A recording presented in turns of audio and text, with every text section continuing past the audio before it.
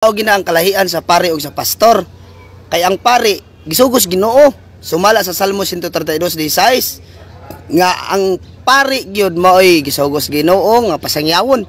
Nya ang pastor wala, botlog. Ngano man di nimo mabasa sa Biblia nga ang pastor pareha nimo ba nga bag-o lang nintunga nga nahimong pastor nga wa may kahibaw nga na pastor ka. Wala suguas Ginoo pero nagsangyaw. Mao na nga ang kini mga pastor kini bitong piki kusog kini manaot sa original. Kaya nga naman gusto nila nga sila'y mahalin para ang original dili na mahalin pero dili mo makabungkag sa original.